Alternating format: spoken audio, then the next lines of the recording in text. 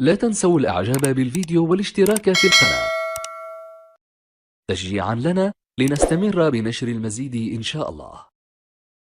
الاستماع للنشيدين الوطني المغربي وايضا النشيد الدنماركي. الان غادي ندخلوا في غمار هذه المقابله، ولكن كيف ما قلنا نرحبوا بسي عمر شباخ. مرحبا بك سي عمر كمحلل وكمتابع في كرة القدم داخل القاعة. مرحبا بك زميلي سي محمد العدالي، مرحبا بالمشاهدين الكرام. امامنا التشكيله ديال الارجنتيني اللي خسر 32 نقطة. وقيت انطلاقة تفاصيل هذه المقابلة وهذا اللقاء. نتابعونا المحاولة اللي جات من جميع عناصر واحد النوع ديال البحث عن الحلول، ومع الانطلاقة كنشوفوا هنا المحاولة الاستعانة بالخطة المعروفة اللي بقى لتمرير الجهة اليسرى. محاولة وخروج حارس مرمى مع انطلاقة هذه المحاولة. فرصة للهدف، محاولة ضاعت، فرصة مواتية تسليم، فرصة مواتية. هذا اللي كما ذكرت أن الأولى، لأن كنا شفناهم هما اللي كانوا في البداية، كانوا هما اللي كانوا. هذا خطأ، والخطأ الثاني ضد المنتخب الدنماركي. العيال مدافعا كيهيئ البقاليه تمريره وضربه جزاء، لانه اللاعب لمس باليد ديالو ماشي ضربه جزاء. ضربه جزاء واضحه انت مسرار ومسجل 1-0 مسرار يسجل. بدايه مشجعه المنتخب الوطني، مشجعه، والاصابه جات في الوقت ديالها، لان بعد مرور 10 ديال الدقائق تسجل الهدف الاول. هذا نوعا ما غادي يربك الدفاع ديال الفريق الدنماركي، تكون رائعه. كره مغربيه كانت عمليه ديال المسك ديال يعني مسك اللاعب مسرار. الخطا الرابع ضد الانبياء. كره اماميه، محاوله ما تمكنش مسرار باش انه يحصل الكره بالراس. جديد من المحاولات من عناصر المنتخب الوطني المغربي. والهدف الثاني هدف جميل عثمان بومزو مع الدخله. عثمان بومزو يسجل وضعها بواحد الطريقه جميله وجيده، وصراحه يعني ربما اليوم نشوفوا حصه هذيك. لا قلت لك ان لا يفوت السنتر كيبغي يقدم. كرة مباشرة إلى خارج خط الخلفي للملعب، ويعتبر من محاولة ممتازة. فرصة كامل الإمكان أنه يكون هدف، نظرا للطريقة والأسلوب اللي لعب بها أمزال اسماعيل. بومزو كيقوم بتمرير الجهة اليسرى، صويبه الحارس كيتصدى لهذه الكرة. يعني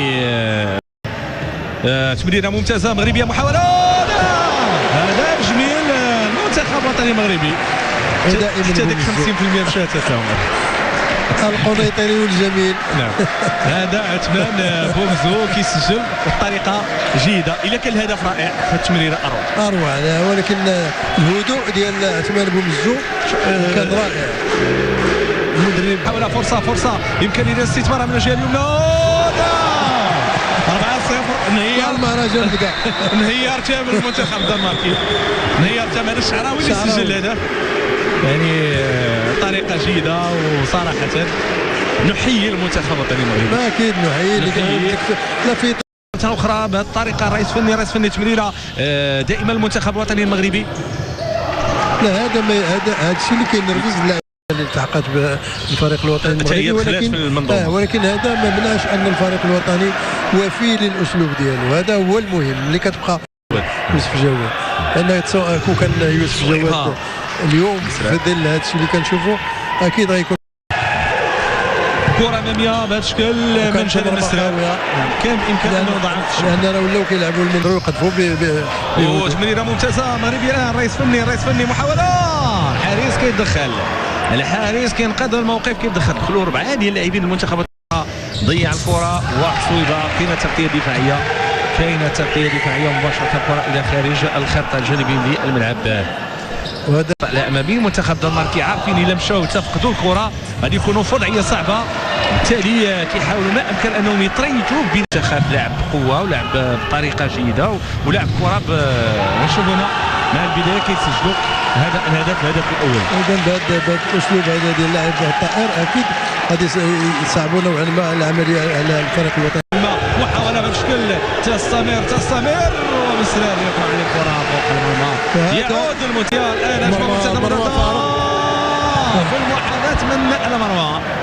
واحده من المحاولات ومن مساوئ ديال خطه ديال الشكل هذا. هذه محاوله مغربيه، فرصه مراوغات صويبان، هذا حارس المنتخب الوطني المغربي. ثلاثه ديال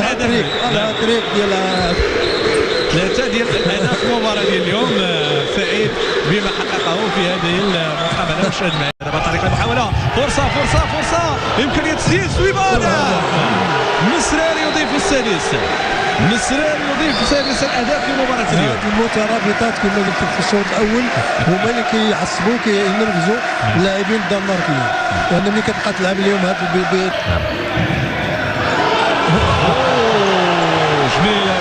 جميله هدف عالمي، هدف من الطراز الرفيع. سي عمر شباخ. لا بدون تعليق سي محمد الداوي، بدون تعليق باش ما يفوتش. ممتاز. جميل. بومزو كيبعد. بومزو والهدف الثامن. بومزو يجيب. بومزو سجل 4 ديال الاهداف وحده. ممتاز بومزو كيسجل 4 ديال الاهداف وحده.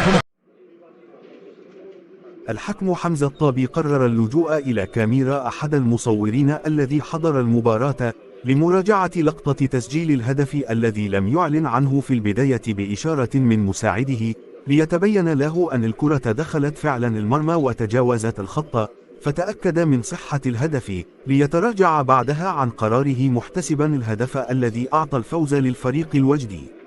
هذا وتوقفت المباراة في البداية لأزيد 15 دقيقة في ظل اعتراض لاعبي الاتحاد الإسلامي الوجدي على عدم احتساب هدف لاعبهم إبراهيم العماري، كما شهد الملعب البلدي بوجدة حالة من الفوضى بعد قرار الحكم عدم احتساب الهدف قبل اللجوء إلى كاميرا المصور.